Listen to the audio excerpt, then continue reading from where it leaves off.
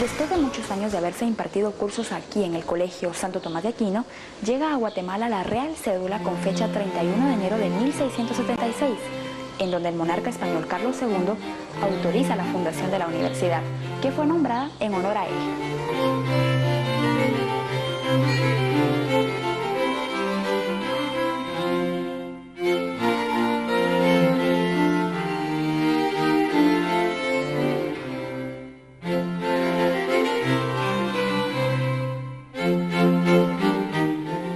Pero la apertura oficial de la universidad fue el 2 de diciembre de 1680, 4 años más tarde, y las clases principiaron el 7 de enero de 1681.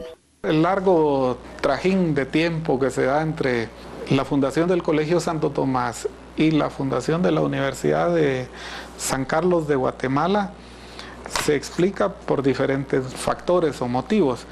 Diríamos que la Capitanía General de Guatemala no fue como México, Lima o Santo Domingo un centro de interés económico de la corona.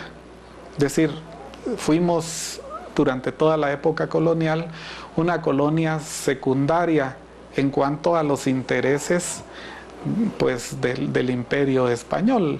De manera que más bien era el interés de los criollos guatemaltecos por tener una universidad.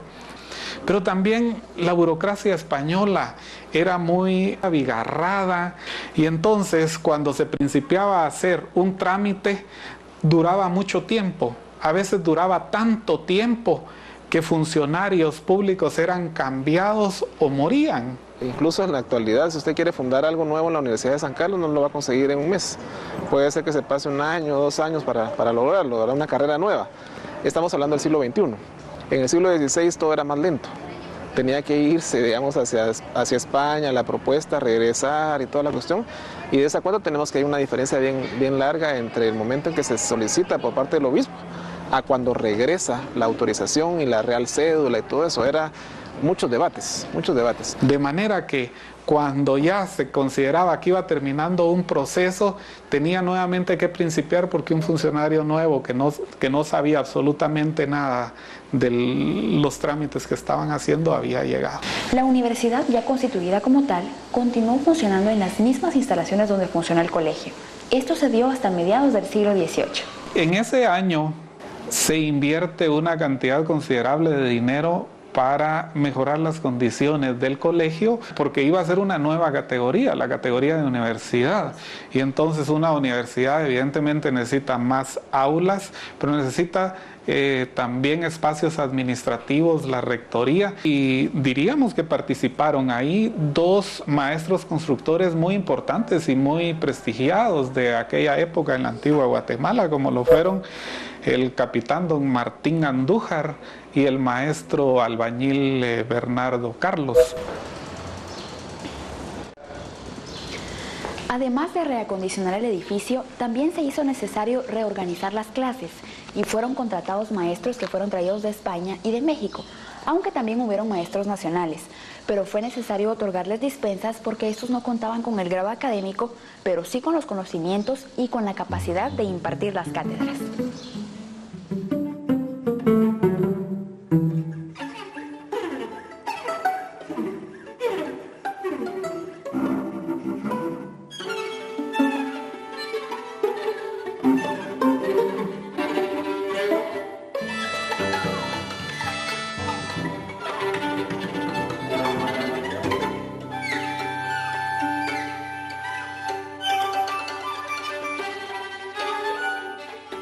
En aquel tiempo eran los jesuitas, los franciscanos y los dominicos quienes administraban la educación superior.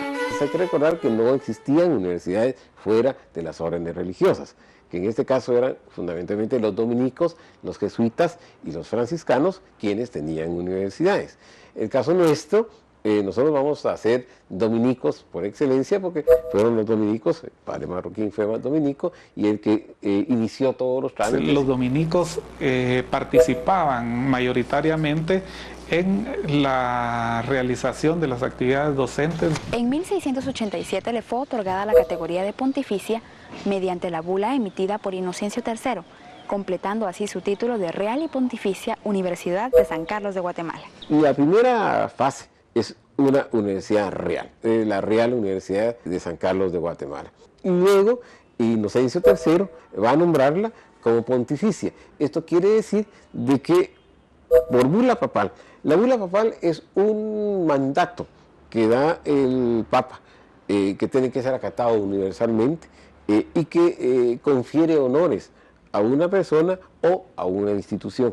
En este caso es a la Universidad de San Carlos, que le da la posibilidad de ser catalogada como una universidad dentro de las más importantes del orbe cristiano. Las universidades no eran autónomas en el sentido intelectual de la palabra, sino obedecían a un proyecto que había en aquel tiempo, y ese proyecto era de carácter religioso. Entonces, para que una universidad tuviera peso, tenía que ser respaldada no solo por la corona, sino por la misma Iglesia Católica. Entonces, cuando se dice Universidad Real y Pontificia Universidad de San Carlos, estamos hablando del peso que tiene la corona española, por un lado, y por el otro, tal vez yo diría más importante en este caso, la cuestión religiosa, el aval que reciba de la Iglesia. Al ser real y pontificia, era una de las universidades más importantes del continente americano. Me diría que San Carlos fue la quinta más importante universidad de este continente.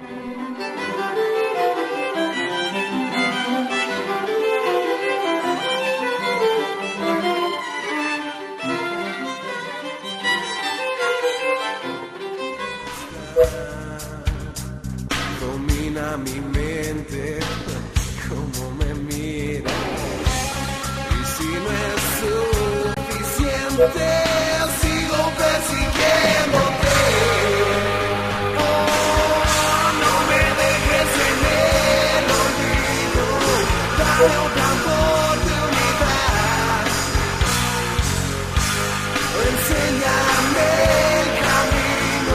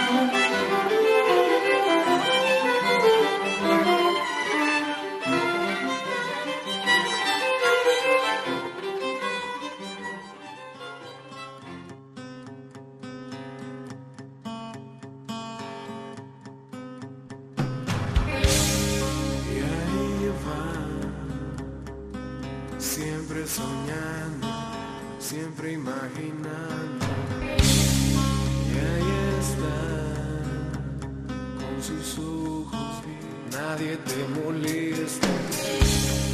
¿Dónde estás? Que sigo persiguiendo.